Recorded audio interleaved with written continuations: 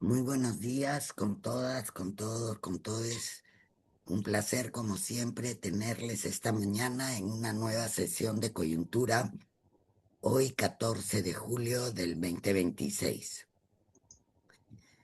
Empezamos un ciclo de discusiones sobre lo que podría ser el nuevo gobierno que nos espera. La semana pasada estuvimos viendo más los temas políticos y esta semana hemos querido ver con Armando, que ya lo teníamos más o menos conversado desde hace un tiempo, cómo podría ser la política fiscal del próximo gobierno, porque entendemos que es uno de los principales desafíos que tenemos por delante como país, ¿no?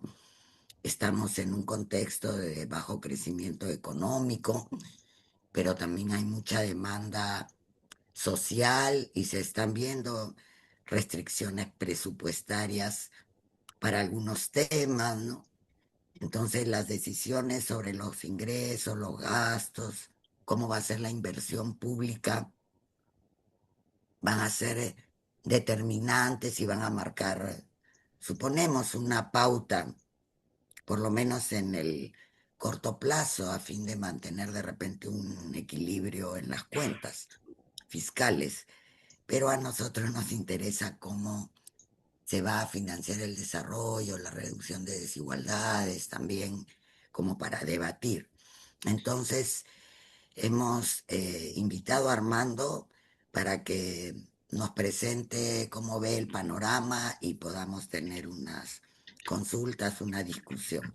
Armando Mendoza es economista con maestría en economía y finanzas internacionales, habiendo desarrollado sus estudios en la Pontificia Universidad Católica del Perú y Brandeis University, Michigan State University y Maastricht University. Él tiene mucha experiencia en el ámbito público y privado, en posiciones de gestión, de docencia, pero también en investigación e incidencia. Su carrera profesional se ha enfocado en el tema de presupuesto público, reforma fiscal, lucha contra la pobreza y reducción de desigualdades. Muchas gracias, Armando, por estar esta mañana con nosotros. Te dejo en el uso de la palabra por unos 30 a 40 minutos. Adelante. Muchas gracias, Volvina. Agradeciendo esta oportunidad nuevamente para conversar sobre un tema que ciertamente nos compete a todos, que es cuál es el panorama fiscal, lo que se viene para este quinquenio, ¿no? Un momento que voy a compartir mi pantalla. Eh, bueno, se me ha invitado para conversar un poco sobre el panorama fiscal que enfrenta, ¿no?, el nuevo gobierno y las perspectivas, ¿no?, y opciones que tiene de cara a lo que van a ser los próximos 5 años, considerando, ¿no?, distintos elementos, ¿no?, que van a ciertamente influenciar interna, ¿no?, y externamente, ¿no?, la marcha de la economía peruana y evidentemente, ¿no?, cómo es que va a ser el panorama social y ciertamente el panorama político. Hay múltiples elementos a considerar y en esta breve presentación, espero ceñirme a los 30 minutos, ¿no? Voy a tocar algunos de esos puntos. Ya. Rápidamente, señalar algunos elementos del frente externo que todos conocemos, ¿no?, por las noticias, ¿no? El panorama global es complicado, a diferencia de lo que fue, ¿no?, la llamada década dorada del Perú entre aproximadamente el 2003, 2014, época de alto crecimiento, ¿no?, y avances en lo social. El panorama externo ahora no ayuda, complica. No hay el famoso viento de cola o la marea que levanta a todos los países, ¿no? Un entorno internacional muy complicado, ¿no?, que ciertamente implica un fuerte nivel de incertidumbre y que se refleja en una serie de elementos claves para la economía peruana, como es el precio del petróleo. El Perú es un país importador de petróleo neto, ¿no? Importamos 300.000 barriles diarios de combustibles y ciertamente, pues en ese sentido somos un país, y siempre hay que recordarlo, ¿no?, con una economía pequeña, vulnerable, muy sensible a factores externos, ¿no? Y entre esos factores externos, ¿no?, un elemento fundamental es el enfrentamiento geopolítico, ¿no?, y económico entre China y Estados Unidos por la supremacía, ¿no?, que nos atañe directamente considerando que estamos hablando de nuestros dos principales socios comerciales, ¿no? Y no solamente nos quedamos en el tema comercial, porque estos no son compartimentos estancos, sino que tiene toda una serie de elementos, incluyendo también el aspecto geopolítico. Ya se ha hablado, ¿no?, mucho sobre el tema del puerto de Chancay y las implicancias que eso tiene en términos de las relaciones del Perú con Estados Unidos, con China, ¿no? Y además teniendo en cuenta, ¿no?, que estamos en una época en la cual, ¿no?, para decirlo de alguna manera, las aproximaciones directas y abiertas, por decirlo de una manera elegante, ¿no?, son evidentes. Hemos vuelto básicamente a una época en donde la cara más amable, ¿no?, de la supremacía, ¿no?, ya no es tan amable, ¿no? Entonces, es un panorama global complicado que inevitablemente nos afecta. Y en el frente externo, ¿no?, hay una serie de elementos que tiene que tomar en cuenta el nuevo gobierno y que complican sus perspectivas para este quinquenio. Uno es que, como ya se señaló, se acabó la época dorada.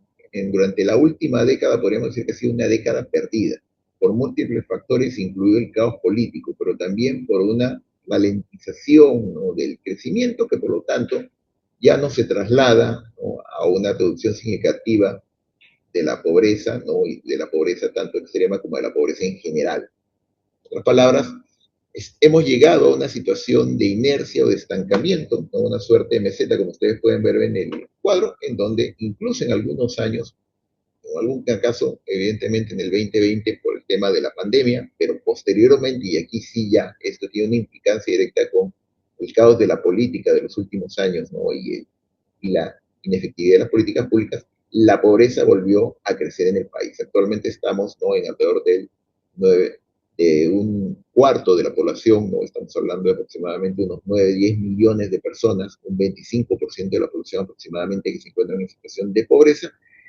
y las perspectivas no son de que el crecimiento económico, si bien sigue siendo positivo en términos de los números en azul, ¿no?, para júbilo de los macroeconomistas y de los ortodoxos, en la práctica es un crecimiento que no se refleja en la economía de las personas, en el bolsillo de los ciudadanos. Es un crecimiento concentrado en distintos factores, como por ejemplo un auge de las materias primas, un buen desempeño del sector exportador, algunos sectores que no tienen un crecimiento negativo por motivos, la pesca y otros, pero que no es un crecimiento generalizado que se traslade a la población.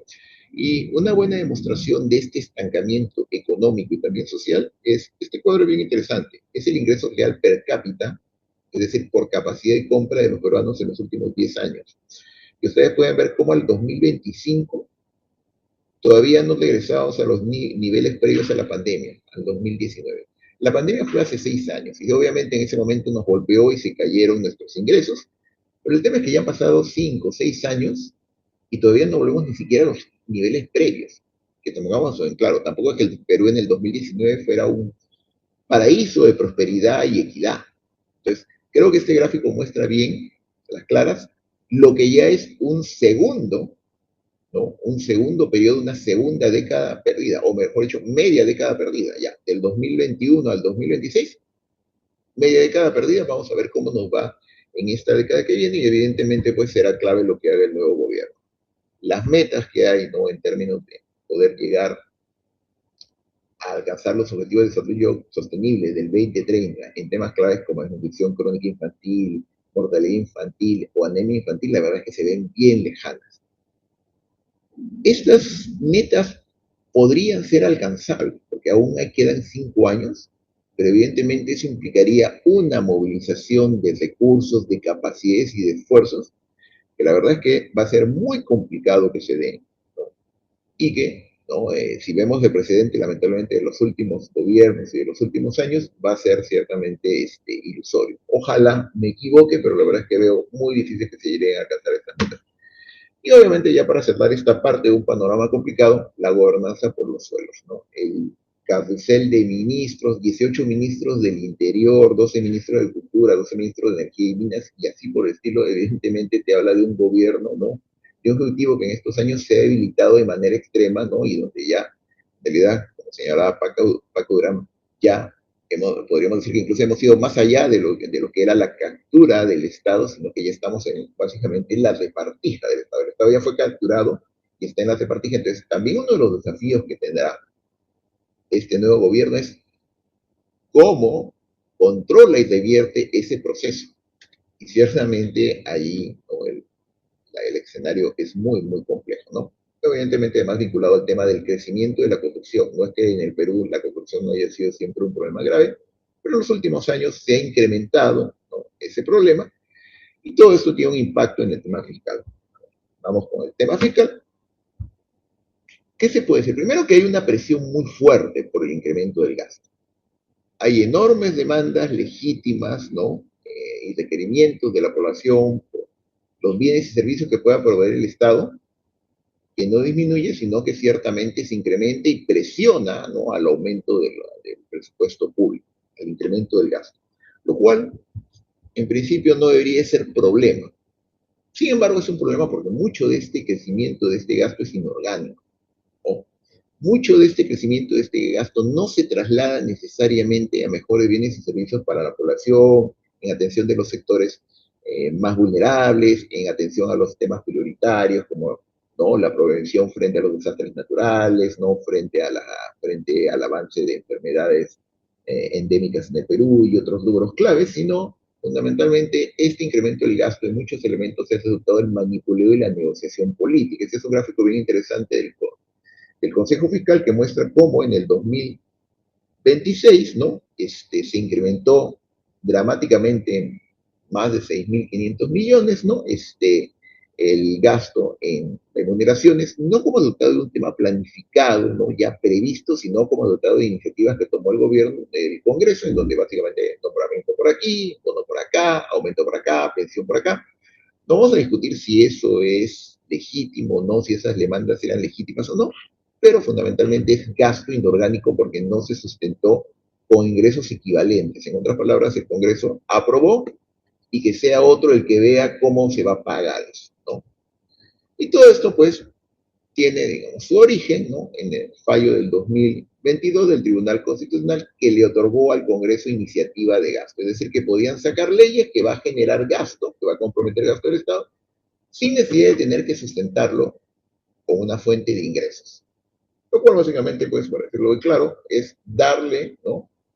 Darle la tarjeta de crédito al hijo adolescente que se va de juerga, decirle, hijo, gasta nomás. Y obviamente, pues, este Congreso se ha dedicado en estos años, ¿no? A gastar por doquier, ¿no? Y dos ejemplos bien claros de este festival de gastos. La multiplicación casi bíblica de las universidades, ¿no? Hace alguna reunión previa de los martes, ¿no? Estuvo Flavio Figalo y lamentaba, ¿no? Ciertamente este fenómeno desordenado de creación de universidades públicas, claro, siempre bajo el discurso muy válido, ¿no? Y legítimo de que las provincias quieren educación, el acceso a la educación, la juventud progresista quiere estudiar, etcétera. Todo eso está muy bien, pero no puede el tema de la educación superior en el Perú, el acceso ¿no? a la educación superior que sea justo, equitativo para todos, no se va a resolver creando por doquier universidades como si fuera hongos. Y este exceso llegó a su máximo ¿no? el año pasado, en donde con una sola ley se crearon 20 universidades, en una sola ley. ¿Para qué no vamos a tomar el trabajo siquiera de crear una universidad con una ley separada? No, todo en montón, en paquete. Y hay que decirlo además bien claro, que por esto votaron todos los sectores políticos. Todos, con escasas excepciones de algunos congresistas, ¿no?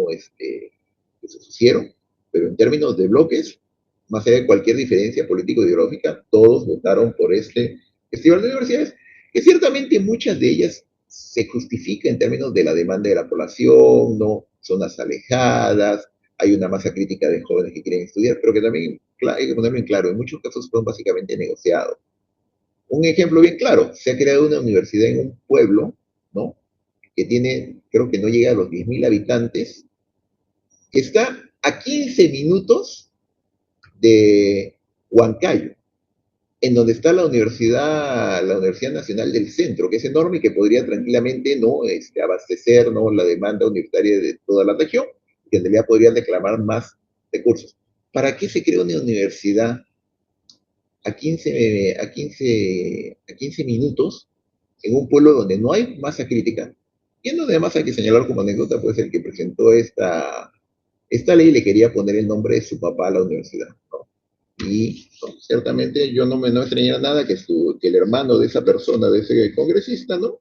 Cuando finalmente resuelva sus problemas, ¿no? El tuitero que nadie encuentra, no me extrañaría que termine de decano o rector de esa universidad, pues básicamente es claro que esos son manejos y negociados políticos, ¿no?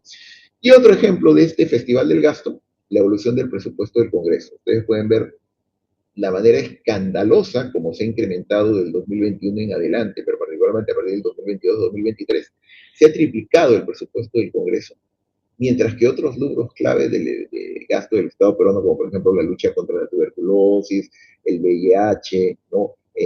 Caminos rurales, electrificación rural, la lucha contra la educación infantil, etcétera, no han incrementado ni 20% sus presupuestos en estos 5 años. El Congreso ha triplicado su presupuesto y ojo que esto va a seguir, es lo más probable, considerando que a partir de este año tenemos, ¿no?, una Cámara de Senadores con 60 integrantes y evidentemente pues también van a querer su oficina, su personal, su auto, su destacamento, etcétera. Entonces, creo que esa es una buena demostración del desorden que ha habido en estos años y que el nuevo gobierno va a tener que ver cómo le pone coto a eso. Y que aparentemente ya hay unas medidas preliminares, pero que todavía habrá que ver cómo termina eso, ¿no? Hay un costo real en ese sentido, ¿no? Estamos vistiendo un santo para desvestir a otro santo. Y por el lado del ingreso, pues la presión tributaria no da. La presión tributaria en el Perú durante los últimos 20, 30 años está alrededor del 15%. Eso es absolutamente insuficiente para financiar adecuadamente a un Estado que pueda llegar a toda la población, ¿no? Hay una brecha entre los ingresos y los gastos, un déficit fiscal persistente y que evidentemente tiene que cerrarse de alguna manera, y aquí preocupa mucho las soluciones de cómo se cierra este déficit, porque puede implicar mayor endeudamiento, puede implicar, ¿no?, medidas, ¿no?, de austeridad extrema, que sean meterle cuchillo al presupuesto a lo bestia y que paguen quienes tengan que pagar y bueno, habrán muertos y heridos en el presupuesto y consecuencias evidentemente tanto en lo económico como en lo social, ¿no? Entonces, ¿qué le espera al nuevo gobierno?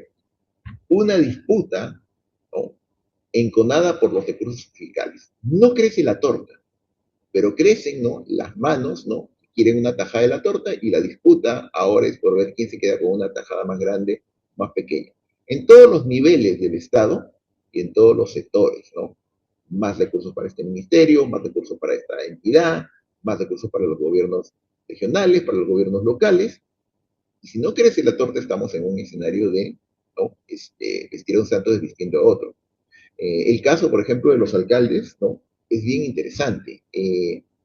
Conquistaron, ¿no?, el año pasado un logro clave en términos de la descentralización fiscal, que se les incrementaba la participación en el Fondo Común, que es del 2%, gradualmente se va a incrementar hasta el 4% en el 2029.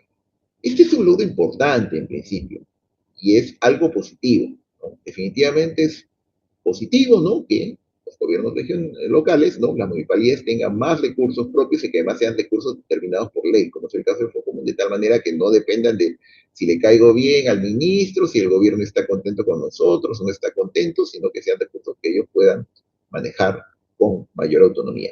El problema es que, como ustedes pueden ver en este gráfico, ¿no?, si se incrementa la parte de la tajada de la torta de los gobiernos locales, ¿no?, está disminuyendo la tajada de la torta, en este caso del IGB, que le corresponde al gobierno nacional. Y el gobierno nacional también tiene que financiar los ministerios, los programas nacionales y mucha inversión que ellos hacen en todo el país, también en las regiones, ¿no?, y localidades. Entonces, tenemos un tema complicado, ¿no?, respecto a cómo generar más ingresos. No ha habido capacidad ni voluntad política para hacerlo y entonces tenemos una disputa por ver quién se queda con una tajada mayor o una tajada menor. Anecdóticamente contaré que además, ¿no?, que aquí estamos hablando de incrementar la tajada de los gobiernos no locales al nivel de municipios provinciales y estatales. Pero el otro tema que se viene para este quinquenio es el tema de los municipios de centros poblados, que ya van a ser electos. Estamos hablando de más de 3 municipios, de 3.000 municipios a nivel nacional. Y claro, al principio, cuando comenzó este proceso de los municipios de centros poblados, se decía que iban a ser meramente ¿no?, protocolares, que iban a tener algunas capacidades, pero que no iban a demandar mayor gasto, pero en realidad lo que ya se está viendo es que hay una presión muy fuerte para darles mayores recursos. Soy municipio de centros poblados, soy alcalde de centro poblado. Bueno, yo quiero mi billete, y ya comenzó a abrirse la puerta, ¿no? Ya comenzó a manifestarse la presión por mayores recursos, ¿no? Ya se les está dando algo, algún pequeño monumento, pero que las perspectivas son de que va a seguir creciendo en el futuro, y la pregunta es, ¿de dónde va a salir ese dinero? ¿Vas a quitarle recursos a los gobiernos regionales, a las municipalidades provinciales, a las estatales, a los ministerios? Y obviamente todo esto tiene que ver, como ya se señaló, con una insuficiencia general de recursos, incluso en el sector de la educación, que en estos años ha sido, entre comillas, una suerte de privilegiado, resultado de la palanca política que han tenido tanto en el Ejecutivo como en el Congreso. Vemos que no se ha alcanzado la meta del 6%, ¿no?, de inversión en la educación pública que se estableció en el 2020, en el 2002 con el Acuerdo Nacional. Han pasado más de 20 años y seguimos en niveles del 4, 4.1, 4.2, de repente crecemos un poco menos, pero bien complicado mientras no se incremente la torta, ¿no? Y esto ciertamente tiene un costo real.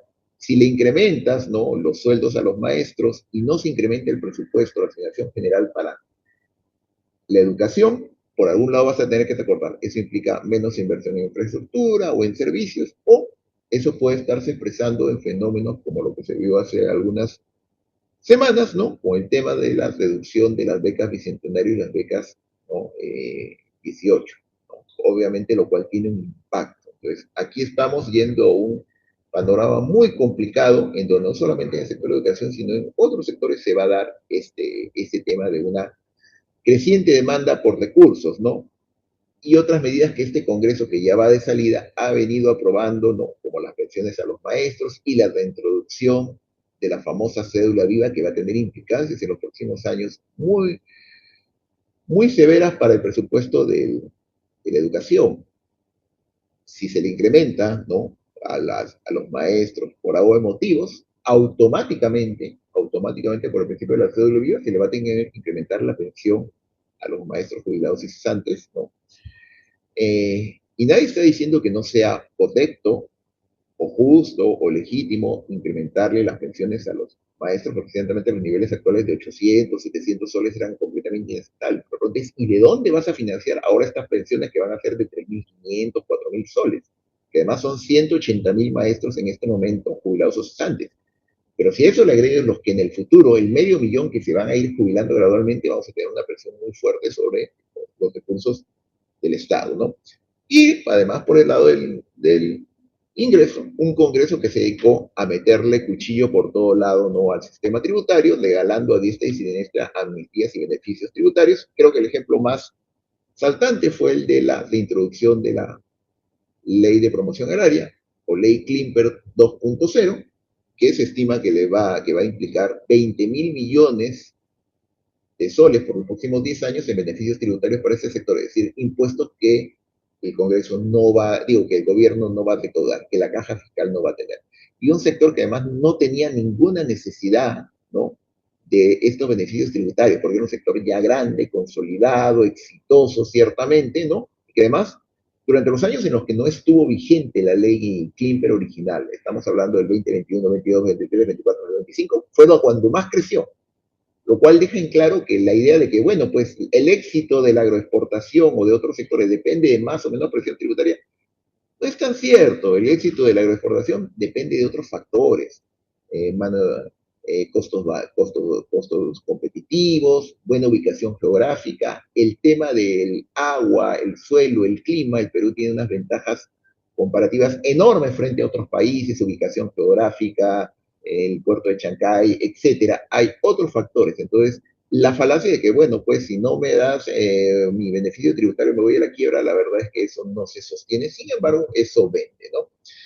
Y hoy finalmente hay que señalar además autoridades económicas y fiscales muy, muy debilitadas. Creo que el ejemplo más significativo de cómo la SUNAT ha sido virtualmente desmantelada en estos años es que en el 2025 hubieron 4 superintendentes. Cada 3 meses se cambió, como en un juego de sillas musicales, a los superintendentes, que además, hay que decirlo, no eran, no eran digamos, los personajes que tuvieran mucho peso político propio, sino que eran básicamente funcionarios de segunda o tercera línea, ¿no?, muy respetables, que habían hecho su carrera en la administración, pero que ciertamente pues entran con una visión, es lo que se esperaría de no hacerse olas porque yo quiero preservar mi carrera y no me voy a pelear. O sea, yo ya sé cómo es el juego aquí, ya sé qué callos no pisar, ya sé qué es lo que no debo hacer. Entonces, no esperé, en esas condiciones es muy difícil esperar, ¿no? Ciertamente que haya una medidas, iniciativas de política y de administración tributaria que sean significativas. Vamos a ver qué es lo que pasa ahora con el nuevo superintendente que debería ser nombrado idealmente para los próximos 5 años, que va a decir mucho de cuál va a ser la visión y el enfoque que va a tener el nuevo gobierno. Y también ciertamente la pérdida de autoridad del MEF. No es que la situación previa, ¿no?, que hubo en años, décadas anteriores con un MEF súper empoderado, ¿no?, que manejaba la bolsa, ¿no?, el superministerio, que además, ciertamente hay que decirlo, tenía prácticas muy, muy verticalistas, muy autoritarias, ¿no?, en donde funcionarios de tercer o cuarto nivel se consideraban más importantes que un congresista, más importantes que un alcalde, que un más importantes que los representantes de otros sectores del Estado peruano, gobernadores, etcétera, ¿no? No era una situación ideal.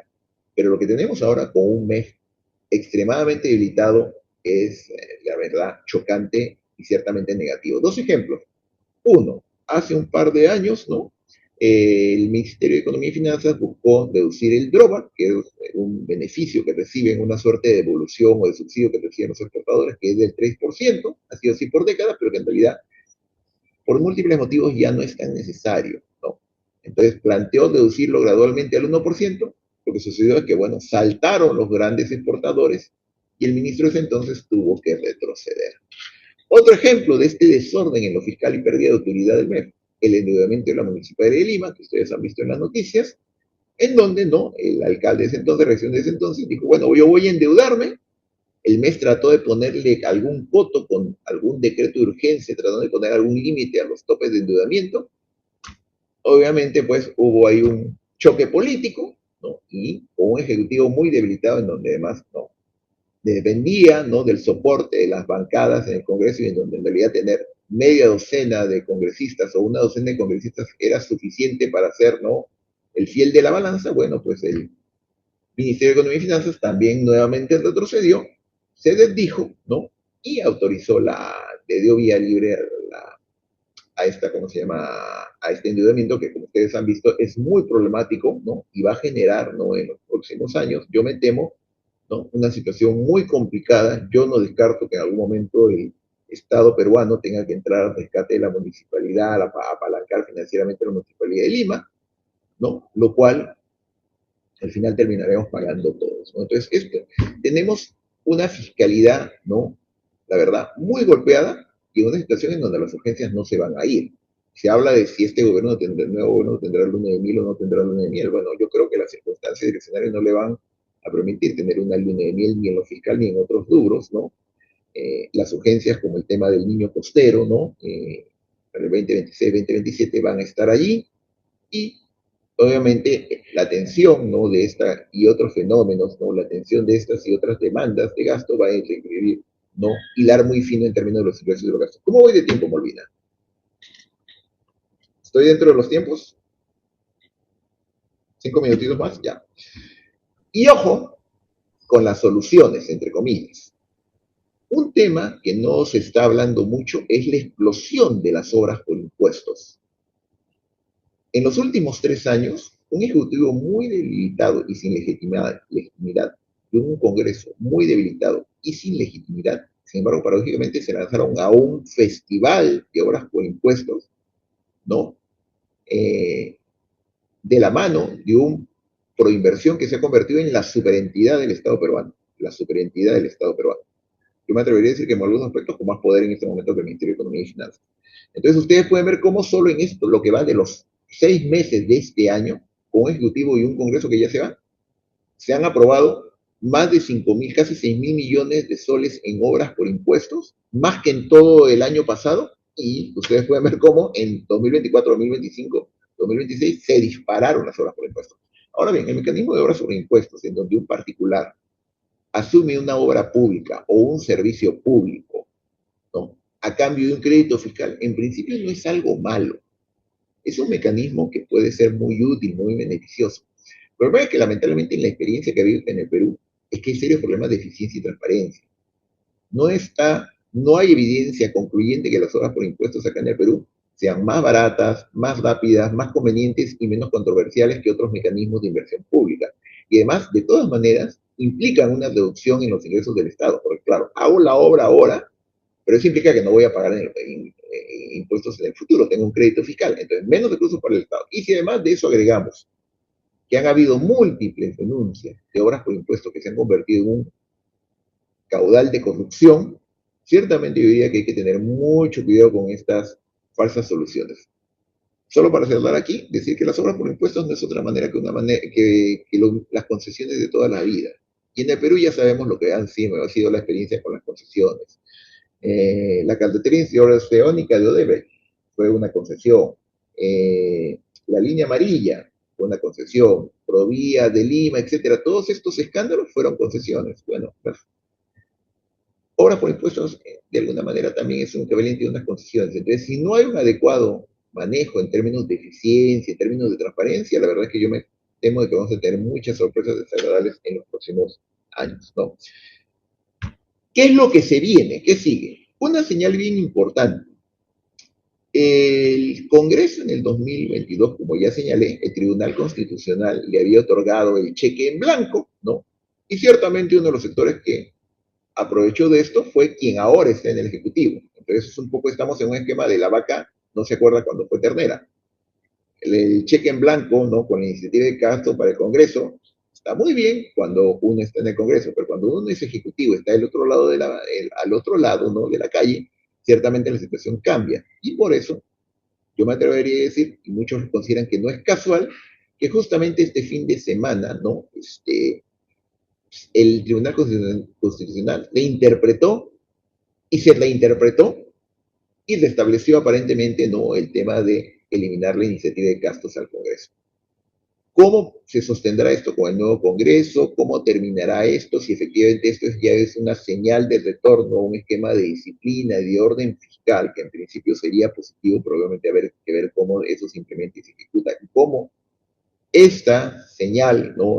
Marca o perfila lo que van a ser las relaciones entre el nuevo Congreso, ¿no? Que además tiene gran poder, ¿no? Ha sido muy empoderado, y el Ejecutivo, ¿no?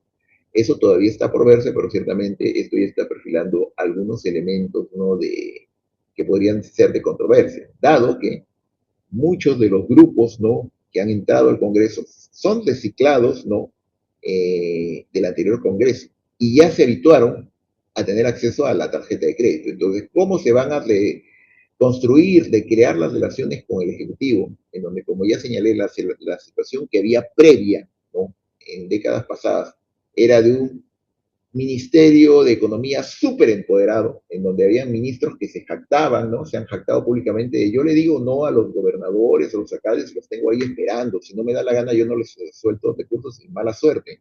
Tampoco era ideal. Entonces, ¿cómo se establece algún equilibrio? Va a ser un tema complicado. Entonces, en suma, ya para cerrar, hay un problema estructural que va a tener que enfocarse, abordarse en algún momento. Somos un país, aquí ustedes lo pueden ver en este gráfico comparativo con otros países de la región y con los países OCDE, que es la barra azul, que son los países más desarrollados económica y socialmente. Somos un país que tiene un Estado que recauda poco y que por lo tanto tiene poca capacidad de gasto y que por lo tanto no puede llegar o llega tarde, mal y nunca. ¿No?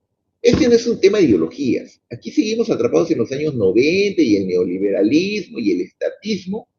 Es una discusión tan absurda cuando uno ve a los rezagos, ¿no? Que quedan del neoliberalismo chicha, aferrándose a la idea, ¿no? De que la Constitución no se cambie, la subsidiariedad del Estado y hay que estetizar y cerrar, etcétera. Una discusión que en otros países nos deben de mirar y decir, ¿y esto qué les pasa? Esta discusión ya se superó hace mucho tiempo. Hoy en día hay un consenso de lo que necesita es un Estado fuerte, con capacidad, no necesariamente un Estado más grande, no necesariamente un Estado, no estamos hablando de un Estado invasor, ¿no? O supremacista, pero ciertamente un Estado que tenga los recursos y las capacidades para poder atender debidamente la producción. En el Perú no tenemos ese Estado. Y los organismos internacionales, FMI, Banco Mundial, etcétera, todos ellos dicen, hay que avanzar por ese camino, pero acá en el Perú seguimos atrapados en una cerrazón ideológica y que además detrás de eso vienen muchos intereses económicos que les conviene a un Estado débil, es la verdad. Entonces, en suma, el nuevo gobierno enfrenta una situación fiscal delicada con problemas estructurales que será complicado de resolver, tanto por el lado del ingreso como por el lado del gasto. Hay expectativas y demandas considerables que presionarán al gasto público. Entonces, establecer políticas de austeridad van a ser bien difíciles. Va a ser muy complicado, ¿no? Por el lado del ingreso, hay numerosos grupos que han obtenido beneficios, ¿no? Y que los buscarán mantener o incluso expandir. Establecer la disciplina fiscal y la gobernanza y una relación funcional, ¿no? Proactiva entre sectores y niveles de Estado no será sencillo. Con los gobiernos regionales, con las municipalidades, con otros sectores del Estado, con el mismo Congreso, ahí se va a necesitar mucha muñeca política y capacidad técnica. Tres posibles escenarios. Seguimos con el caos de los años previos, no me hago cargo, ¿no? Sigan gastando, ¿sostenible eso hasta el 2031? No. Y creo que el reciente fallo del Tribunal Fiscal sobre la iniciativa de gasto indica que no vamos a continuar con el caos que hubo durante los últimos 3 4 años, porque la verdad es que eso muy difícil, por no decir imposible, que sea sostenible hasta el 2031. Entonces, algún nivel de equilibrio de orden se tendrá que restablecer. Ahora, regresar a la rigidez y disciplina fiscal a ultranza, yo no lo veo posible. La idea de que regresamos a los años 90 o a los años del 2000, donde tenías un ministro de Economía que decía, yo soy el que reparte, yo soy el que decía, no me queda claro que eso sea posible. En el debate, ¿no? Electoral entre los equipos técnicos se presentó Carranza como representante por el equipo, por el programa económico. Bueno, Carranza representa la línea dura, ¿no? Ortodoxa, ¿no? Tecnocrática, en donde yo mando, yo decido y ustedes obedecen, ¿no? Es un Ministerio de Economía y Finanzas imperial. No me queda claro todavía quién va a ser el ministro de Economía del nuevo gobierno, creo que eso nos va a dar muchas señales, pero yo dudo que podamos tener un régimen tipo Carranza en donde yo mando y todo el mundo se acomode y punto, y a ti te doy, a ti no te doy y te recorto. Yo creo que aquí ahora el panorama es mucho más complejo con sectores que tienen su propio juego político y sus propios mecanismos de presión frente al Ejecutivo. Pero habrá que ver. Entonces, otro tercer escenario, el término medio, restablecer algunos elementos de gobernanza fiscal, tratar de poner algún orden en términos, ¿no?, de las finanzas públicas sin hacer demasiadas olas. No estamos hablando de ir a una reforma tributaria porque eso implicaría bronquearse con grupos con mucho poder económico y llegada política, negociando y cediendo cuando sea necesario, o haciendo una suerte de equilibrio, ¿no? Patear los problemas hacia adelante, pero que no se van a abordar los problemas estructurales. Entonces, estos son tres posibles escenarios, no son los únicos, pueden haber otros, pero básicamente son tres escenarios que yo veo que en el actual contexto valdría la pena discutir. Lo dejo ahí. Gracias. Bueno, ahora pasamos a la ronda de comentarios, preguntas, dudas, murmuraciones. Yo quisiera preguntar, Adelante, Mario. eh, perdón, muchas gracias Armando. Quería preguntar específicamente en el tema del fenómeno del niño, etapa uno, es decir, etapa de lluvias, y etapa 2, etapa de sequía. Eh, ¿Qué previsiones o qué manejo se puede hacer de los fondos de contingencia del Ministerio de Economía? Y si esto significa también, en términos de eficiencia, juntar, por ejemplo, varios gobiernos regionales para hacer un uso conjunto de sus recursos, para aplicarlos cada uno en donde corresponda, pero, por ejemplo, centralizar sus equipos de técnicos, sus equipos de contabilidad o administración o rendición de cuentas, de contraloría o lo que sea, y entonces hacer más eficiente tanto en las regiones del norte como en las regiones del sur. Te quería plantear un poco ese escenario, si ese escenario es posible, tanto económica, legal como políticamente. ¿Cómo ves eso? Gracias. ¿Quién se anima? Sí, yo quería hacer una pregunta muy puntual. Ya. Adelante, Mónica. Pues, consultarte, Armando, ¿tú cómo lo ves? O sea, considerando la forma como opera, como cómo gobierna el fujimorismo. No necesitamos remitirnos a los 90, que fue realmente catastrófico. Probablemente en términos económicos, la gente pueda decir sí, crecimos, sí, salimos del hoyo, se tomaron las medidas necesarias, pero el costo social fue muy alto, ¿no? Este, Indudablemente. Eh, ¿Cómo llega Keiko al poder con una legitimidad tan pequeña, tan baja, con un nivel de aceptación irrisorio? Y tampoco creo que con un plan de gobierno nada estructurado, o sea, no sé qué novedoso hay en ese plan, ¿no? Y sobre todo considerando todos los favores que va a tener que pagar y la forma como se hace política que quedó instaurada desde el fujimorismo, el panorama es bien complicado para manejar el escenario económico porque tienes que hacer demasiadas concesiones. Eh, y además de eso, súmale pues todo el Estado ocupado, todas las instancias prácticamente a su disposición. No va a haber tampoco mucho nivel de oposición a determinadas decisiones económicas, tributarias, fiscales, ¿no? Por ejemplo, una de las medidas primeras, principales que debería tomar el gobierno para un poco frenar eh, la brecha que va a seguirse abriendo, ¿tú cuál crees que sería y por qué razones no podría implementarse? Gracias. Gracias, Mónica. Vamos con Eddie y de ahí ya respondes en esta primera ronda, Armando. Adelante, Eddie. Gracias, Molvina. Armando, un gusto.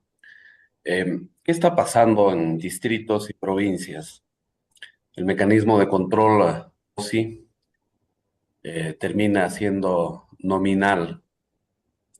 Si bien es cierto, la mirada aquí y lo que has compartido en perspectiva tiene que ver más con la perspectiva nacional, en distritos y provincias, la política o el manejo económico es cada vez más incierto. Voy a un ejemplo puntual para no divagar. Unión Agua Blanca, que es el distrito donde yo he nacido, en San Miguel, Cajamarca. Literalmente, el alcalde solo ha hecho una inversión que es no más de 200 metros de cemento y veredas en la capital distrital. Y el resto desapareció. Desapareció. No sé qué es lo que fiscaliza Contraloría, los mecanismos de control en sí, el uso de los recursos, MEF, terminan siendo rebasados. Hay una realidad ahí que es apremiante. Lo propio ocurre en la provincia y en gran parte de las regiones. Y si a esto se suma la escasa capacidad de gasto, el panorama es realmente desalentador. No sé si tienes algún criterio a compartir de cómo trabajar esa mirada del Perú profundo, para decirlo de algún modo, donde la corrupción y la impunidad, eh, en orden a los periodos que se han ido dando, es cada vez más terrible. Y donde los dineros que entran a las arcas municipales, distritales, provinciales, literalmente desaparecen. Y donde incluso los alcaldes son, se erigen en pequeños reyesuelos que hasta terminan denunciando las pocas y cada vez menos rondas campesinas que a veces en su línea de fiscalización se atreven a denunciar. Ahí dejo la reflexión, pero es una realidad que tenemos y que es tremenda en el Perú. Gracias. Gracias, Eddie. Armando, unas primeras reacciones a estas tres intervenciones. Sí, gracias, Molvina. A ver, sobre lo que señala Mario y cómo, digamos, juntar esfuerzos y recursos frente al fenómeno del niño. Lo que señalas tiene todo el sentido, ¿no? Y racionalidad posible, pero ahí estamos, la verdad, viendo la experiencia de lo que ha sido en el Perú, ¿no? Del manejo de las políticas públicas y la relación entre los estados. Estamos, básicamente, lo que todo está pidiendo es la cuadratura del círculo, ¿no? La idea de que hay una capacidad para manejar los fondos de contingencia de la manera más racional y oportuna, ¿no? Y juntarlos con los recursos de los gobiernos municipales y armar una suerte de gran paquete, que es lo que entiendo que tú planteas, para hacer frente, ¿no? a la a los fenómenos del niño, ¿no? En donde las municipalidades, ¿no? Y los gobiernos regionales, ¿no? Junten recursos y esfuerzos, es posible, y ciertamente yo creo que algo de eso se va a ver en estos meses que vienen, pero la verdad, en términos prácticos va a ser muy complicado. Algunos puntos, ¿no? Que señalan la dificultad de poder, digamos, conciliar y coordinar esfuerzos.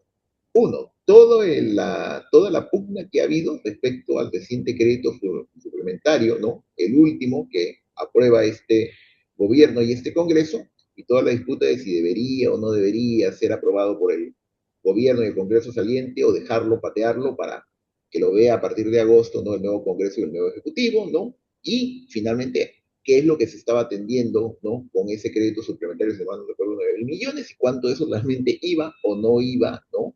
A la atención de las emergencias, o básicamente ahí lo que habían eran otra suerte de gastos ordinarios comprometidos por promesas a distintos sectores, de bonos, aumentos y otros, y cuánto de eso realmente era gasto urgente, que ameritaba, ¿no? Estar en el crédito suplementario. Eso ya te da una idea de las controversias que hay.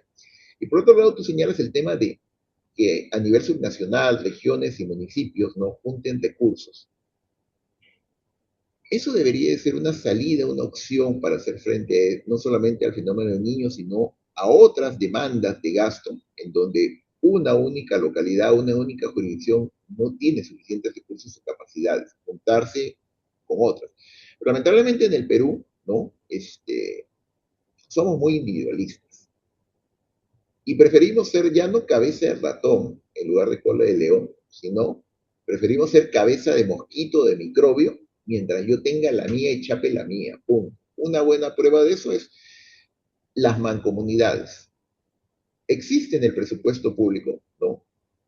La figura de las mancomunidades, en donde el presupuesto de distintas, ¿no? Municipalidades o gobiernos regionales puede juntarse, ¿no? De tal manera de poder con eso, ¿no? Impulsar, financiar proyectos, usualmente proyectos de inversión, que tengan un alcance que vaya más allá del ámbito de una provincia, de un distrito, o incluso de una región.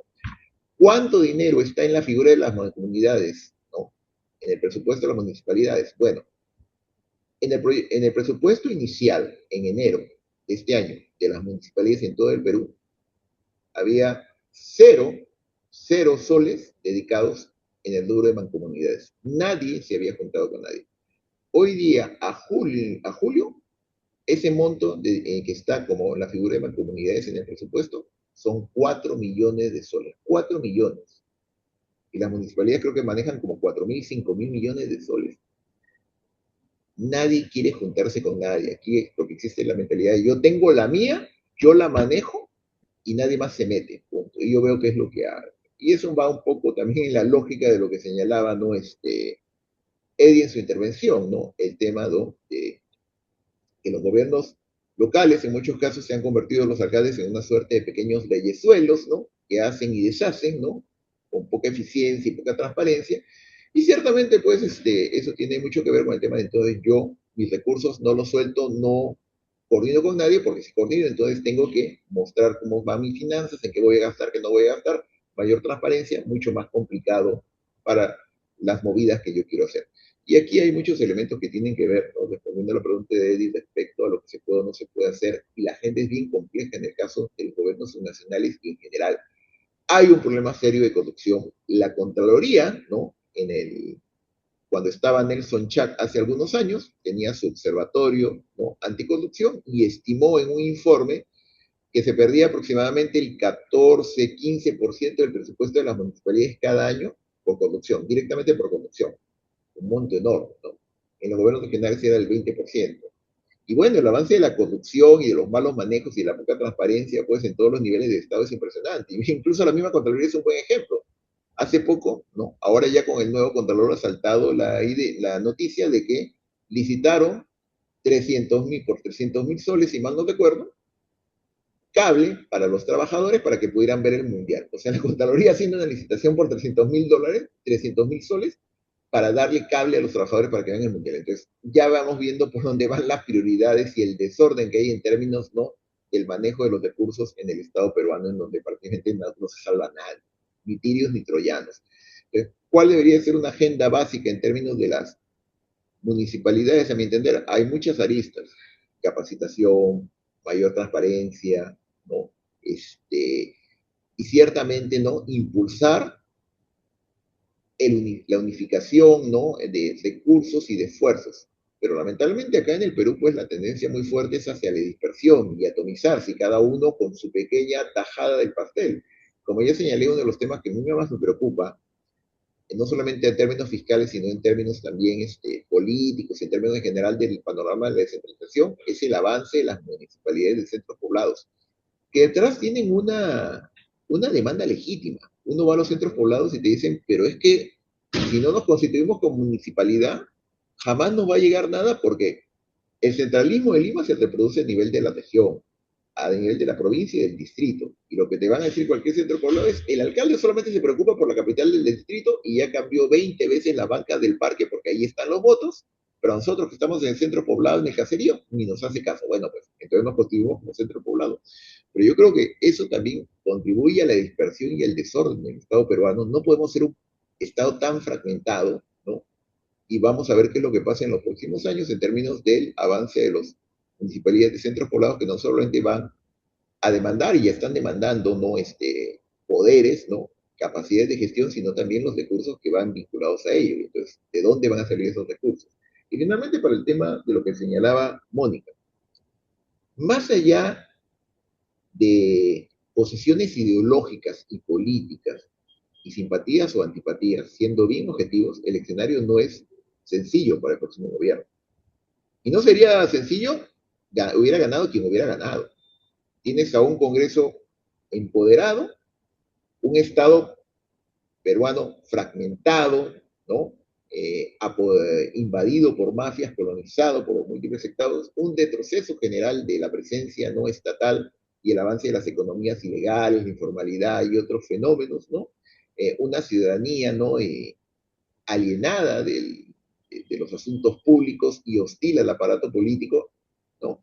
Ciertamente no es un escenario, no es un escenario sencillo, y eso va a requerir un manejo muy fino. ¿Qué se podrá o qué no se podrá hacer? Bueno, algo que a mí me está quedando cada vez más claro que no es una opción, es lo que diríamos la opción Dina. O sea, Dina Boluarte, por muchos motivos, su apuesta fue: floto con las olas a la muertita y llego al 2026. Al final no le funcionó, aunque duró mucho tiempo. Bueno, esa no es una opción para este gobierno. La idea de que me pongo de costado a todo y hasta el 2021 amparo y me salvo, eso no es posible. Van a haber temas en donde este gobierno va a tener que meterse, encararlos, ¿no? Y ciertamente, pues ahí se le van a quedar jirones de su caudal político y de su popularidad. O sea, sin magulladuras no va a salir. O sea, y ningún gobierno en estos años podría pretender de que yo voy simplemente a planear sobre los problemas y a mí no me va a tocar nada, voy a hacer un gobierno teflón. Al contrario, es lo que se espera, que este gobierno, ¿no?, se meta y encare temas en donde hay un embalse de demandas y reclamos, ¿no?, de la sociedad considerable. Elementos claves a tomar en cuenta: la relación con el Congreso.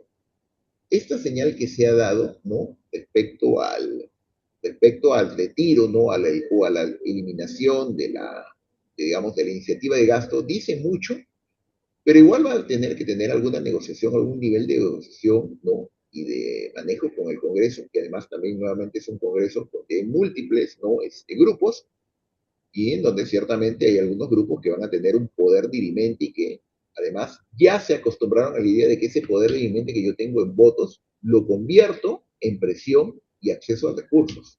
Así de simple, para decirlo en claro. Entonces, ¿con quién negociará? ¿Cuánto negociará? ¿Qué se negociará? Pero la verdad va a ser un panorama complicado. El otro elemento es los sectores que están llegando de afuera, que están presionando al Estado peruano y que están ocupando terrenos, ¿no?, y capacidades. Por ejemplo, ¿qué es lo que se va a hacer con la minería ilegal e informal? cómo eso se va a regularizar, ordenar, conciliar. Es decir, el tema del avance de la criminalidad, que no se va a resolver únicamente con 3, 4 cárceles, punto, no. Eso implica un tema de una reforma integral, ¿no?, del sistema de seguridad ciudadana, incluido una reforma integral de la Policía Nacional, que tiene severos problemas de filtraciones y de corrupción, hay que decirlo en claro, ¿no? Y finalmente hay un último punto, que es la captura del Estado por sectores que mantienen o no mantienen poder político a nivel del Congreso, pero que en el Ejecutivo, en sectores del Ejecutivo, en sectores del aparato estatal ya han empoderado. Hay grupos, ¿no?, que durante los últimos años, con su presencia en el Congreso, participaron en las famosas repartijas y básicamente han colonizado instituciones del Estado. Algunos de estos grupos mantienen aún poder en el nuevo Congreso. Muchos de estos grupos han desaparecido políticamente, y ustedes saben a quiénes yo me refiero, pero sin embargo siguen ahí sus grupos empoderados en el Estado. ¿Qué es lo que va a hacer el nuevo gobierno? ¿Los va a mantener? ¿Los va a sacar? ¿Los va a combatir? Ahí hay una serie de decisiones que se tienen que tomar, porque la presencia de estos grupos no es simplemente de que, bueno, están en estos sectores del Estado, ¿no? Y se aprovechan de los recursos, pero mal que bien mantienen alguna funcionalidad, ¿no? Estamos hablando de que aquí es un nuevo tipo, digamos, de mafias o de grupos que entran no simplemente a beneficiarse del aparato estatal, entran a desintegrarlo, es decir, a colapsarlo. Hay instituciones del Estado que han colapsado literalmente, ¿no? Y el nuevo gobierno algo tendrá que hacer frente a este desafío. Negociar, combatirlos, tratar de transformarlos. Eso queda en incertidumbre, pero nuevamente, como yo señalé, y ya no, para cerrar esta parte, ¿no? Yo no veo que simplemente la idea de que yo voy a planear por encima, ¿no?, de los problemas y a mí no me van a alcanzar, ¿no?, los problemas. Yo creo que no va a ser una opción para el 2026, 2031. O sea, el nuevo gobierno, quiera o no quiera, va a tener que meterse, ¿no?, a varias peleas complicadas que no me queda claro que necesariamente vaya a poder ganar. Y lo dejo ahí. Gracias. Está Beto en el pedido de la palabra. Adelante, Beto. Yo tengo una pregunta muy simple, ¿eh? Esta paradoja que hay, que la crítica permanente a los gobiernos locales, regionales, la corrupción, etcétera, etcétera, es sabida. Pero la forma de enfrentarlo parece ser que sería la captura del municipio, ¿no es cierto?, por elecciones. O sea, ¿cómo entender un país, una zona que no se levanta frente a esas cosas y opta por tener 4 congresistas o 4 candidatos, la multiplicación de las representaciones, ¿no? O sea, ¿qué cosa te dice eso? Porque no puede ser pues, que no proteste, ¿cierto? Antes protestaban toda una serie de cosas, ¿no?, en la década de los 60, 70. Pero ahora, en lugar de protestar, se lanzan como candidatos. Y realmente eso no, no resuelve para nada. Por el contrario, lo va cada vez más complejizando, ¿no es cierto? Entonces, eso es lo primero, ¿no? Esta especie que ya sabemos lo que hay, ¿no?, los problemas de corrupción, pero la gente del sector, como tú pones el ejemplo o te pones el ejemplo en Cajamarca, que hace la pista 2 veces o lo que sea, y la gente le da lo mismo. O sea, tiene otra opción distinta a un mundo paralelo que le permite vivir sin la necesidad de esto. Y lo segundo es, eh, el sector que más ha gastado plata han sido los militares. Le han dado miles de millones de soles. Es el que más ha pedido plata y al que más le han dado dinero, ¿no? Que muestra realmente la alianza entre con los militares, ¿no? Con los militares. Y que ahora, ¿cómo reaccionará si es que liberan a Castillo, por ejemplo? Entonces, esa es la otra cosa que me parece importante, porque hay pues una alianza con los militares permanentemente y que cuesta. No, no es gratis el lonche, ¿no? Esa es básicamente mi pregunta, porque no puede ser tanto drama, tanto problema, todo el día por la televisión, puentes que no terminan, etcétera, etcétera, ¿no es cierto? O que no están, que son invisibles, y la población no se levanta por poner simplemente así, ¿no? Nadie protesta. Gracias. Gracias, Beto. ¿Alguien más?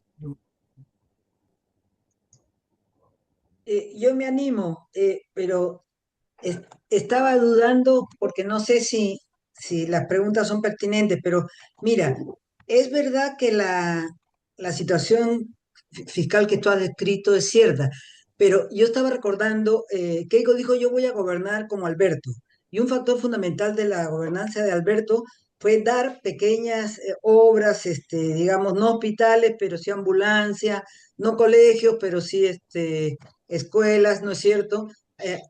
Y un clientelaje muy fuerte con las señoras de comedores. Eso no requiere mucho dinero, ¿no?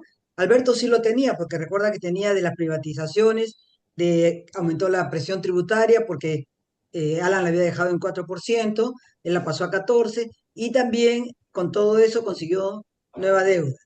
Ahora, ¿Keiko tiene posibilidad de conseguir nueva deuda? Primera pregunta, porque lo que he visto es que en nuestra relación deuda-PBI es bastante buena comparado con el resto de la región. Pero luego, si bien el mundo está complicado, esa complicación ayuda mucho al Perú, porque dos terceras partes de sus exportaciones son minerales y el precio del oro se ha disparado, también del cobre, etcétera, y eso implica mayor recaudación. La SUNAT ha dicho que ha aumentado la recaudación. Entonces, toda esta perorata es para preguntarte, si bien, ¿no? Lo que dices es cierto, Keiko sí tiene un margen importante de recursos para hacer este clientelismo que no requiere grandes cantidades. Es mi primera pregunta. Y la segunda tiene que ver con lo de presión tributaria. Gestión, que es insospechable de caviar izquierdista, señalaba que los mineros estaban teniendo ingresos nunca antes vistos, ¿no? Y entonces, yo recuerdo que en el anterior superciclo eh, eh, hubo una cierta recaudación que permitió bajar la pobreza sustancialmente, con una serie de proyectos. ¿Keiko se atreverá a tratar de rascar algo de estos super ingresos que se está teniendo? Sobre todo si tenemos en cuenta que el empresariado ha sido uno de sus mayores aliados y en los últimos 20 días de la campaña prácticamente le hicieron la campaña a Keiko, ¿no? Entonces, la segunda pregunta tiene que ver más con si hay algún margen para poder aumentar la presión tributaria. Gracias. Gracias, Pilar. Respondes a Pilar entonces, Armando, mientras se animan. Sí, gracias. A ver, sobre lo que menciona Pilar, sí, evidentemente va a haber alguna capacidad de manejo, ¿no? Digamos, a un nivel más básico, más micro, ¿no? Con algunos grupos que ciertamente pues, pueden garantizar algún nivel de sostén popular para el nuevo gobierno, ¿no? Los comedores populares, ¿no? Las regiones, las municipalidades, etcétera. Sí, ciertamente, ¿no? Pero el tema es que aquí hay múltiples sectores, ¿no? Hay una infinidad de sectores que están demandando también atención y no se va a poder atender a muchos, no se va a poder atender a todos. Entonces, aquí lo que se va a tener que tomar es una decisión respecto de, bueno, ¿quiénes son los que me dan más caudal, ¿no? Electoral a cambio, ¿no? O de apoyo, digamos, político, a cambio, digamos, de, ¿no? El sostén, el apoyo que se les dé desde el gobierno a través de recursos, de atención y otros, ¿no? Evidentemente ese cálculo va a estar, ¿no? Pero eso bastará, digamos, en términos de las encuestas para tener un piso de soporte, ¿no? Soporte político. Pero no me queda claro que eso efectivamente vaya a generar un respaldo, ¿no? Mayoritario si es que no se atienden las demandas del grueso de la población, y eso va a estar complicado. Porque en múltiples sectores hay una disminución, ¿no? En general de los recursos del Estado, más allá de los auges de que, bueno, pues qué suerte, nos sacamos la lotería de los altos precios, pero eso básicamente es un tema cíclico, ¿no? Y de la misma manera como hay temas externos que nos pueden beneficiar, también hay temas externos que nos pueden perjudicar, como el tema del precio del petróleo, que evidentemente tiene un impacto sobre la economía y sobre los precios en general, ¿no? Entonces, ahí hay que tener cuidado, ¿no? En términos de que sí, uno puede plantearse un panorama muy positivo en donde todo resulta tan bien, todo te sale tan bien que efectivamente planeas hasta el 2031 y no te tocan los problemas, ¿no? Y vas negociando por ahí y por allá, ¿no? Y otro en donde pueden haber cosas que te descarrilen, básicamente tus planes.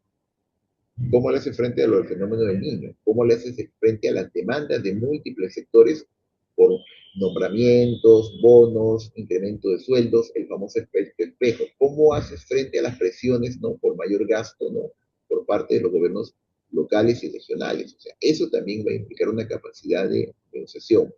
Pueden haber momentos, ¿no?, en los cuales haya más o más recursos debido a motivos coyunturales, pero en lo estructural el Estado peruano sigue siendo un Estado subfinanciado. La idea de que la plata alcanza, eso no se sostiene, no se sostiene. Ciertamente se puede hacer mucho con los recursos que actualmente hay y deberían de ser utilizados con mayor eficiencia y transparencia, ciertamente. Es inaceptable que en un país como el Perú, donde los recursos son tan escasos para el Estado, encima se pierda el 10, 15%, ¿no? Debido, ¿no?, debido a la corrupción. Pero, ¿no?, aún así, se necesita incrementar los recursos del Estado. Y con eso paso al siguiente punto. Capacidad para llevar una reforma tributaria significativa y sacar algo más de la olla. Yo no lo veo. Políticamente yo lo veo muy difícil. No creo de que haya la capacidad para hacer frente, por ejemplo, y encarar a sectores como la agroexportación, ¿no?, o el sector minero, ¿no?, formal, ¿no?, la gran minería, que ciertamente están pasando un periodo de auge, pero que además se han empoderado políticamente, ¿no?, de manera significativa, que tienen un juego muy fuerte, ¿no? Entonces, hay en líneas más generales, ¿no?, un debate, ¿no?, en la sociedad peruana de si realmente el escenario que vamos es un escenario como el de los años 90, o no vamos a un escenario de los años 90. Ahí hay posiciones de ambos lados, ¿no?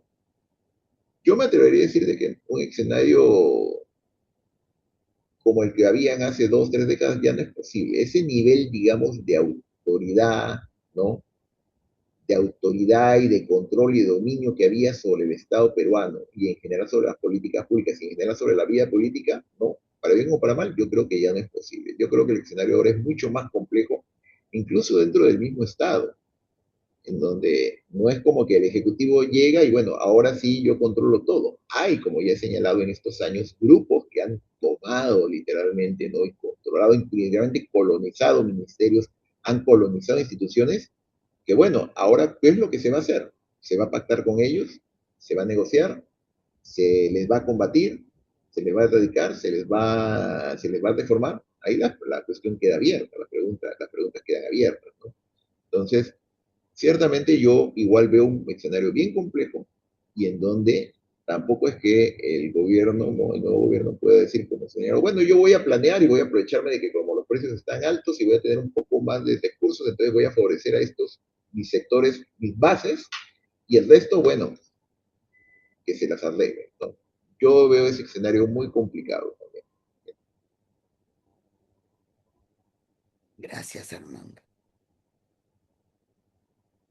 Bueno, última oportunidad para una ronda ya final. Un comentario, Molvina. Adelante, Mario.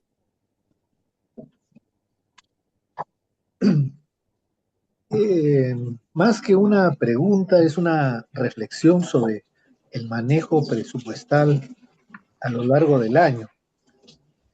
Justamente a partir de los últimos comentarios que haces, Armando, sobre que la plata nunca sobra y que hay recursos que hay que invertir y demandas y presiones de aquí y de allá. Un tema que debería preocuparnos es que el fenómeno del niño, el niño 1, el niño de lluvia, el del norte, va a ser primero y los recursos del Estado, las capacidades del Estado se van a destinar a tratar de paliar eso y resolver los problemas que que se demanden, ¿no? Y las exigencias, inclusive financieras, para recuperar la economía productiva, etcétera, etcétera. Pero en el segundo semestre va a golpear la sequía en el sur. Y en ese momento el Estado va a tener los mismos recursos, la misma capacidad, la misma disposición que en el primer semestre para atender esas demandas, o se va a generar una presión del sur para que no se siga gastando en el norte. Ese es un problema serio, es un problema real, no es algo que uno esté inventando. Entonces quería saber cómo ves ese escenario posible y el manejo financiero de los recursos del Estado. Gracias. Gracias, Armando.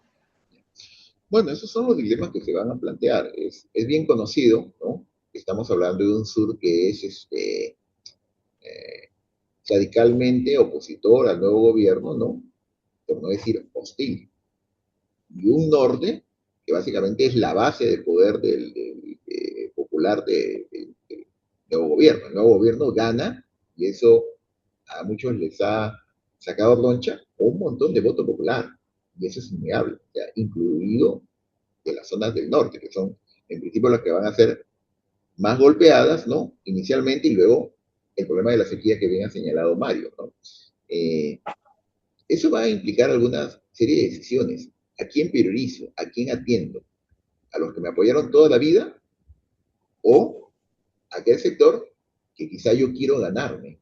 Que yo quiero mostrarles de que efectivamente sea un gobierno para todos los peruanos y uruguayos. Estas son la clase de preguntas que se van a plantear, y no en términos meramente teóricos, académicos, sino en términos de política real, que es lo que se va a hacer. Entonces, van a haber más recursos, ¿no? En la medida en que la economía, de todas maneras, se espera que crezca este año, ¿no? Y como ya se ha señalado, el auge o la buena situación en que se encuentran algunos sectores en particular, como es el caso del sector minero. Entonces van a haber algunos recursos para atender, no bastarán, pero para atender los temas más urgentes y obviamente para mostrar de que el gobierno está haciendo algo. Ahora, ¿quién priorizo? ¿Dónde pongo mis fichas?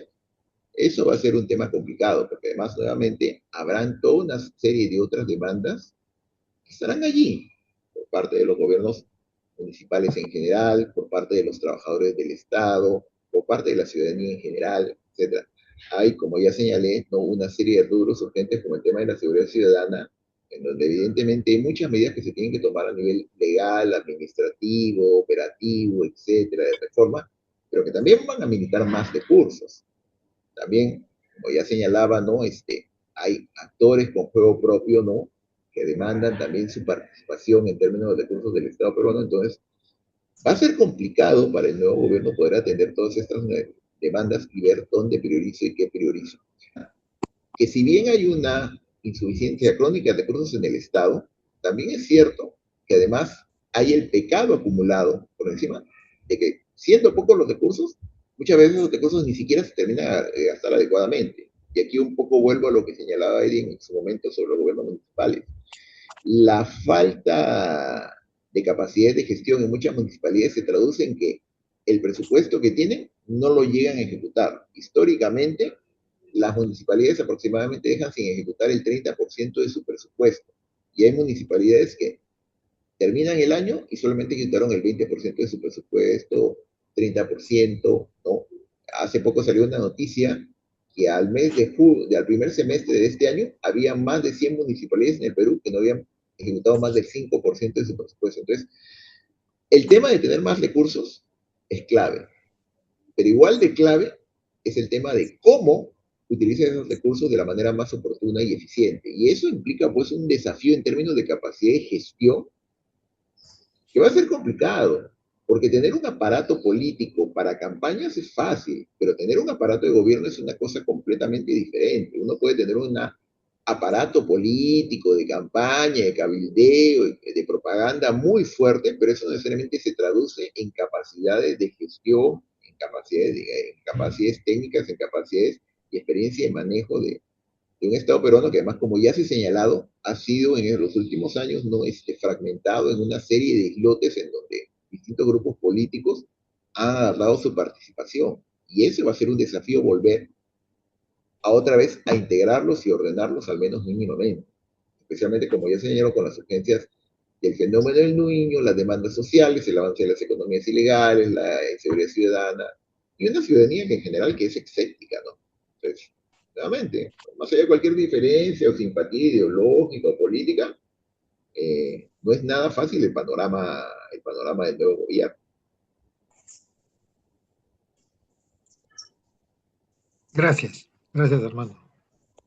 Hola, Molvina. ¿Podría Hola, hacer una Ariela. pregunta? Ah, gracias.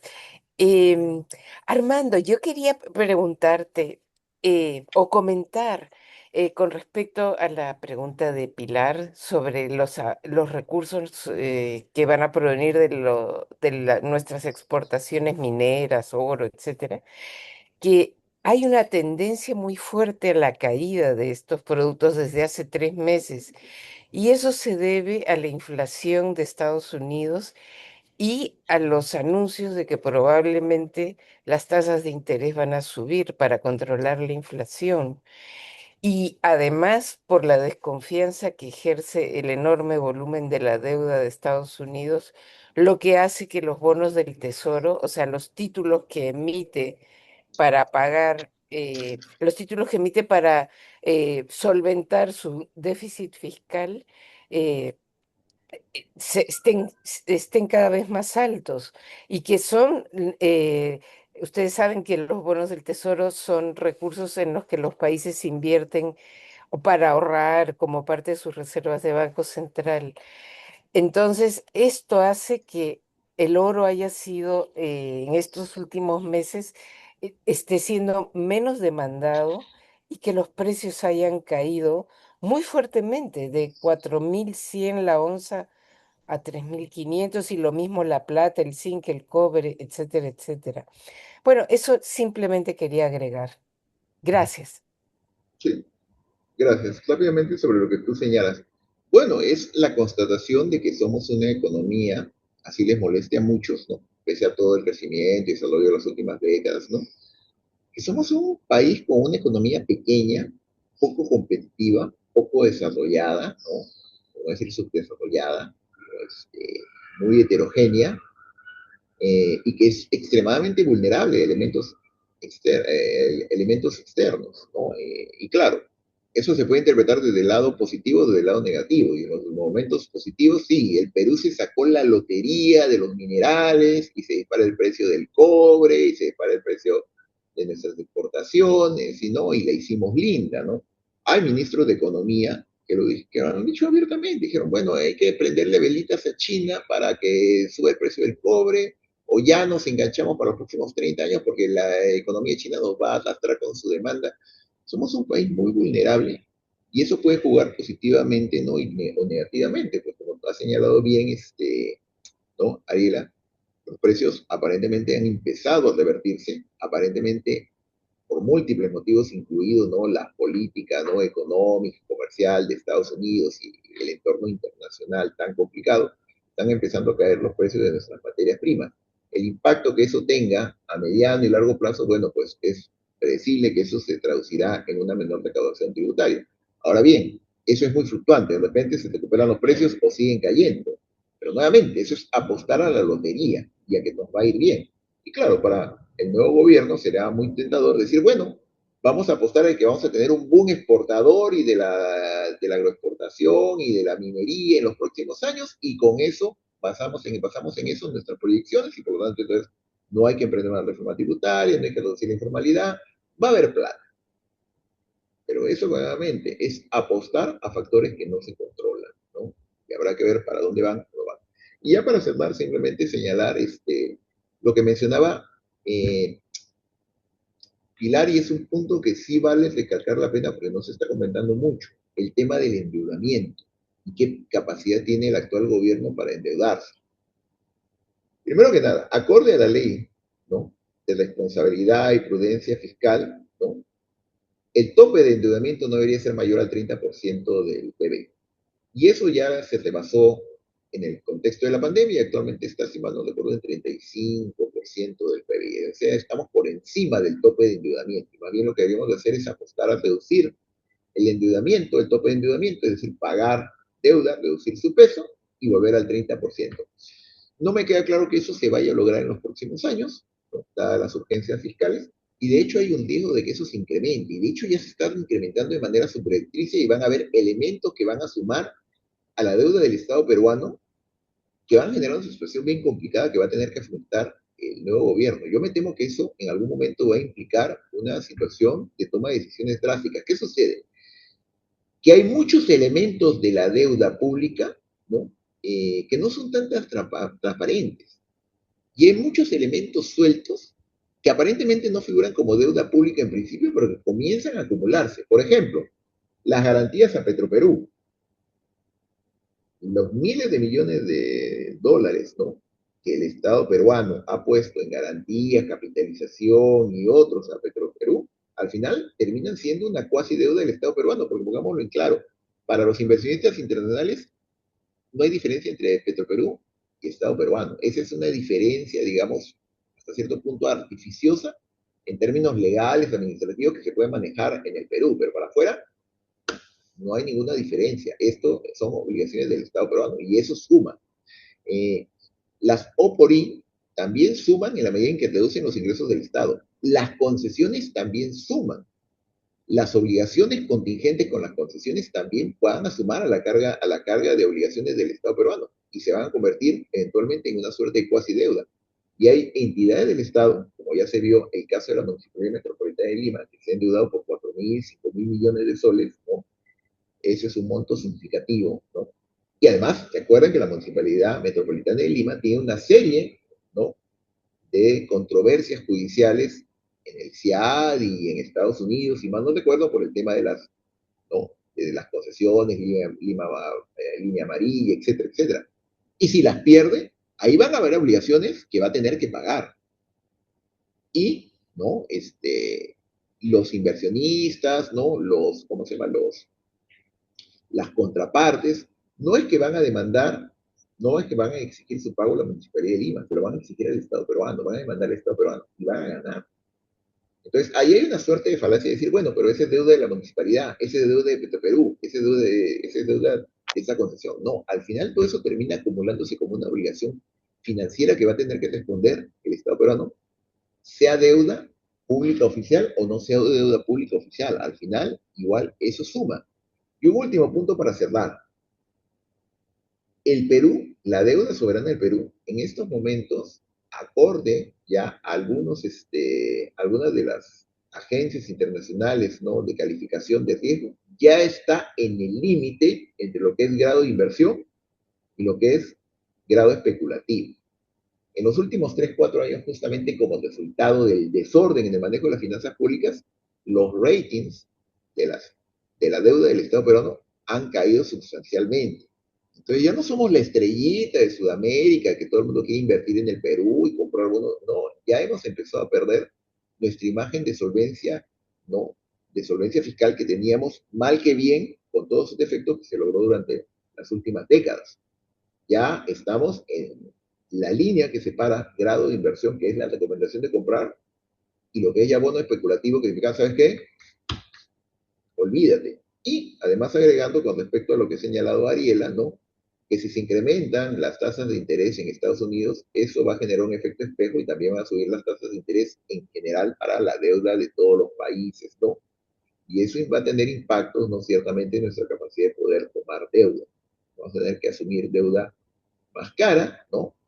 Y evidentemente eso va a implicar un costo financiero para el Estado peruano de pago de la deuda. Incluso en estos momentos, con el nivel de deuda tan bajo que tenemos, que todos los ministros celebran y dicen, tenemos uno de los niveles de deuda más bajos de Latinoamérica, tenemos margen para endeudarnos.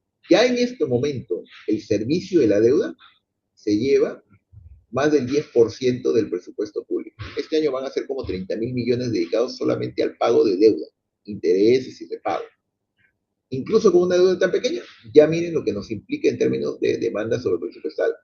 Y ojo, que han habido casos, ¿no?, en donde el 30, 40% o 50% del presupuesto se debe pagar deuda en otros años, en los malos años de la crisis extrema de los 80, 90. Entonces, hay que tener cuidado con la idea de que el Perú todavía tiene la tarjeta de crédito y puede endeudarse si hay problemas. Bueno, y nos endeudamos y seguimos tirando para adelante. Eso es complicado. siempre es riesgoso. Entonces, vamos a ver qué es lo que pasa. Hay una serie de decisiones que el nuevo gobierno tendrá que hacer en términos del manejo de la deuda, en términos del endeudamiento, en términos del control de los gastos, en términos de la generación de ingresos. ¿Para dónde irá? ¿No? ¿Para dónde se inclinará la balanza? Eso estará por verse, pero nuevamente es una decisión complicada y de aquí al 2031, pues, muchas cosas pueden pasar. Lo dejo ahí. Muchísimas gracias, Armando. Excelente, te agradecemos por la sesión y antes de irnos, como nos recordaba Gustavo, este domingo partió nuestro amigo Óscar Ugarteche. Lo hemos tenido en coyuntura este año, no sé si recordarán que encima llegó una hora tarde, que se equivocó de hora. Nos ha colaborado con muchos artículos en Perú Hoy, en todo este tiempo que ha salido Perú Hoy. Hace poco le hicimos una entrevista para Qué Hacer. Era, ¿no? Venía a dar charlas cuando le pedíamos, ha estado en nuestro diplomado. Excelente persona, ¿no? Además de profesional y activista. Realmente nos ha sorprendido, nos ha dejado conmovidos, conmovidas y conmovides. Y lo recordaremos con mucho cariño a Oscar. Bueno, eso quería decir y no sé si alguien más quiere decir algo.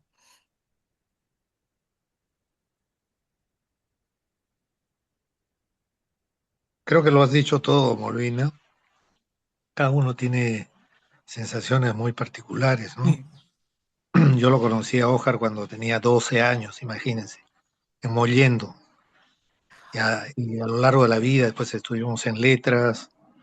Sé que él estudió en el Colegio Los Carmelitas, que era de la primera promoción de ese colegio. En fin, cada uno conoce una serie de facetas, además de, por supuesto, todo su trabajo intelectual tan importante. Tedesco le publicó por lo menos un par de libros. Y Sí, su eso quería, disponibilidad, y su sí, disponibilidad, ¿no? Gran tipo. efectivamente.